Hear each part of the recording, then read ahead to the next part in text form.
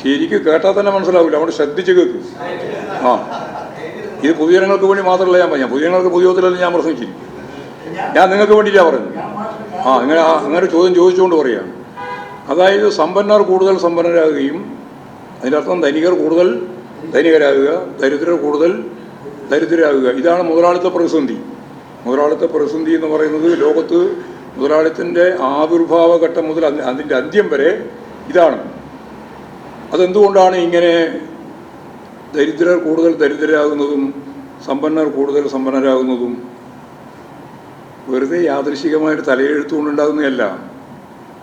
സമ്പന്നർ കൂടുതൽ സമ്പന്നരാകുന്നത് ഉൽപാദനോപാധികളുടെ സ്വകാര്യ ഉടമസ്ഥതയുടെ അടിസ്ഥാനത്തിലാണ്. ഉൽപാദനോപാധികൾ എന്ന് പറഞ്ഞാൽ എന്താണെന്നൊന്നും ഞാൻ വിശദീകരിക്കേണ്ട കാര്യമില്ലല്ലോ, അതറിയാലേ? ആയിക്കോട്ടെ. ഉൽപാദനോപാധികളുടെ സ്വകാര്യ ഉടമസ്ഥതയിലാണ് അതിൻ്റെ മേലെ അധ്വാന ശക്തി ചെലുത്തി അധ്വാനിക്കുന്ന അധ്വാന ശക്തികൾ എന്ന് പറഞ്ഞാൽ അധ്വാനിക്കുന്ന വർഗം പ്രവർത്തിക്കുന്നത്. ആ അധ്വാനിക്കുന്ന ശക്തികൾക്ക്, അതായത് തൊഴിലാളികൾക്ക് അധ്വാനത്തിൻ്റെ പ്രതിഫലം നൽകുന്നില്ല. എന്താ നൽകുന്നത്? അവർക്ക് നൽകുന്ന പ്രതിഫലത്തിൻ്റെ പേരുണ്ട്. എന്നാൽ കൂലി അല്ലെങ്കിൽ ശമ്പളം. ഇത് അധ്വാനത്തിൻ്റെ പ്രതിഫലമല്ല. അധ്വാനശേഷി വിനിയോഗിക്കുമ്പോൾ നഷ്ടപ്പെടുന്ന അധ്വാനശേഷിയെ തിരിച്ചു പിടിക്കാൻ മാർക്കറ്റിൽ നിന്ന് അവർ വാങ്ങുന്ന സാധന സാമഗ്രികളുടെ വിലയാണ്, അതാണ് കൂലി. അതുകൊണ്ടാണ് സാധന സാമഗ്രിയുടെ വില കൂടുന്നതിനനുസരിച്ച്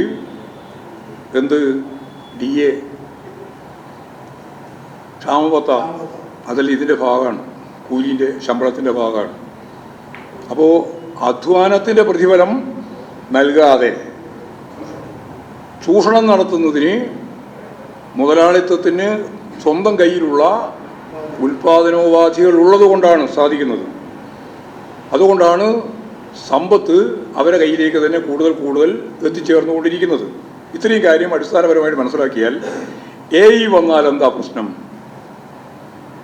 AI വന്നാൽ ആർട്ടിഫിഷ്യൽ ഇൻ്റലിജൻസ് ഉപയോഗിക്കാൻ, അത് കുത്തക മുതലാളിത്തത്തിൻ്റെ ഭാഗമായിട്ടാണ് വരുന്നത്. ചൈനയ്ക്ക് പറയുന്നുണ്ട്, അത് സോഷ്യലിസത്തിൻ്റെ ആണ്. അപ്പോൾ എല്ലാവർക്കും ഉപയോഗിക്കാം, കേരളത്തിൽ ഉപയോഗിക്കാം, ഇന്ത്യയിൽ ഉപയോഗിക്കാം, നിങ്ങൾക്ക് ഉപയോഗിക്കാം, എനിക്ക് ഉപയോഗിക്കാം. അതിന് പ്രത്യേകമായ ചിലവില്ല, ഫലപ്രദമായിട്ട് ഉപയോഗിക്കാൻ പറ്റും. അത് സമൂഹത്തിൻ്റെ ഭാഗമായിട്ടാണ് വരിക. ജനകീയ ചൈന ഇത് ഉപയോഗിക്കുന്നത് ഈ വളർച്ച, ഈ AI ഉൾപ്പെടെയുള്ളതിൻ്റെ വളർച്ച സമൂഹത്തിൻ്റെ വളർച്ചയ്ക്ക് ഉപയോഗിക്കുന്നതാണ്. കാരണം അവിടെ ഉൽപാദനോപാധികൾ ഗവൺമെൻറ്റിൻ്റെ തന്നെ ഭാഗമാണ്. അപ്പോൾ അവരുടെ കയ്യിൽ തന്നെയാണ് ഇത് എത്തുക.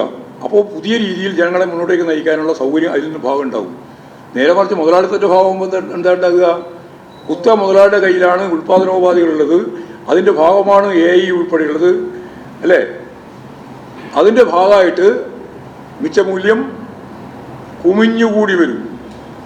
ഉള്ള ആളുകളുടെ തൊഴിൽ, അവർ തന്നെ പറയുന്നൊരു 60% തൊഴിൽ നഷ്ടപ്പെടുന്നതാണ്. അപ്പോൾ തൊഴിലില്ലായ്മ രൂക്ഷമായിട്ട് വരും. ഈ തൊഴിലില്ലായ്മ രൂക്ഷമായിട്ട് വരുന്നതിൻ്റെ പശ്ചാത്തലത്തിൽ യഥാർത്ഥത്തിൽ സംഭവിക്കുന്നത് മാർച്ച് 1848 കമ്മ്യൂണിസ്റ്റ് മാനിഫെസ്റ്റോ അവതരിപ്പിച്ച് മാർക്സും എംഗൽസും പറഞ്ഞതുപോലെ ഭരണകൂടത്തിനെതിരായ ജനകീയ പ്രതിരോധം, ശക്തിയായ പോരാട്ടം ലോകവ്യാപകമായിട്ട് ഉയർന്നു വരുമെന്ന് അന്നേ പറഞ്ഞു.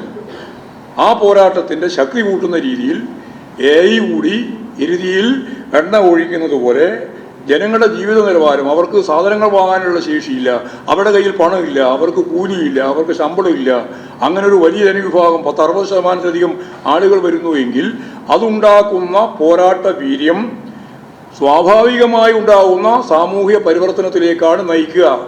ആ സാമൂഹ്യ പരിവർത്തനം മുതലാളിത്തത്തിൽ നിന്ന് ജനാധിപത്യ വിപ്ലവത്തിലേക്കും സോഷ്യലിസത്തിലേക്കുമാണ് എന്നാണ് ഞാൻ പറഞ്ഞതിൻ്റെ അർത്ഥം. മനസ്സിലായില്ലേ? ഇനി ആരെങ്കിലും മലക്കം പറയണമെങ്കിൽ നിങ്ങൾ പറഞ്ഞോ. ചൈനയുടെ ഡീപ് സീക്ക് എല്ലാറ്റിനെയും ഞങ്ങൾ പിന്തുണക്കുന്നുണ്ട്. ഇനി അത് സംബന്ധിച്ച് നിങ്ങൾക്ക് വേറെ സംശയമൊന്നും ഉണ്ടാവണ്ട. ഇനി അതും കൂടി പറഞ്ഞാൽ മാർക്സത്തിൻ്റെ പ്രത്യേകത, കുറച്ച് പഠിക്കുന്ന ഞാൻ തന്നെ, അതുകൊണ്ട് ഞാൻ പറയാം. മാർക്സത്തിൻ്റെ പ്രത്യേകത, മാർക്സും എംഗൽസും എഴുതി തയ്യാറാക്കി, അല്ലെങ്കിൽ ലെനിൻ ഉൾപ്പെടെ എഴുതി തയ്യാറാക്കി വെച്ച പുസ്തകത്തിൻ്റെ ഖണ്ഡികയനുസരിച്ചുള്ള പ്രയോഗമാണ് മാർക്സും മാർക്സിസ്റ്റ് പ്രയോഗമെന്നും കരുതേണ്ടതാണ്.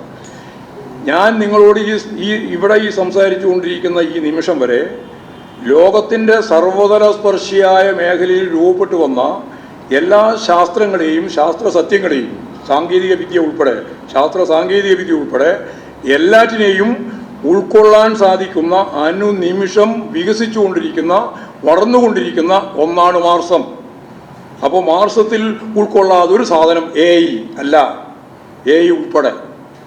അതുകൊണ്ട് ഞങ്ങൾ ഇതിനെ സംബന്ധിച്ച് പറയുന്നത്, ഞാൻ ഈ പറയുന്ന അപകടം സംബന്ധിച്ച് വ്യക്തമാക്കുന്നത് ഇതിൻ്റെ ഭാഗമായിട്ട് വരാൻ പോകുന്ന സാമൂഹ്യ പരിവർത്തനത്തിൻ്റെ ഏറ്റവും പ്രധാനപ്പെട്ട ഇടപെടൽ എന്തായിരിക്കും എന്നുള്ളതാണ് ഞാൻ ചൂണ്ടിക്കാണിച്ചത്.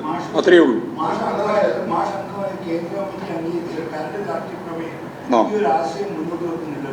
ഏതാശയം?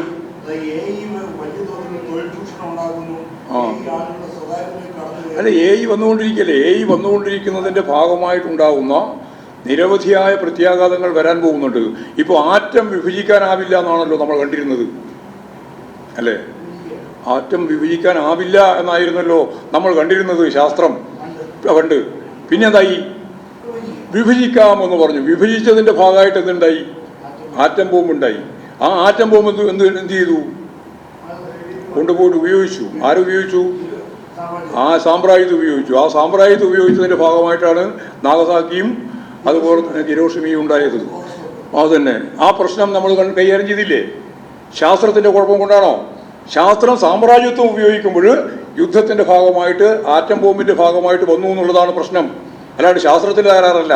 ആ ശാസ്ത്രത്തെ CPIM അതിൻ്റെ മാർക്സിസ്റ്റ് കാഴ്ചപ്പാട് വെച്ചുകൊണ്ട് അംഗീകരിക്കും. അതേപോലെ തന്നെ AI അംഗീകരിക്കും. എന്താ ഒന്നുകൂടി ശരിക്കും ചോദിക്കും.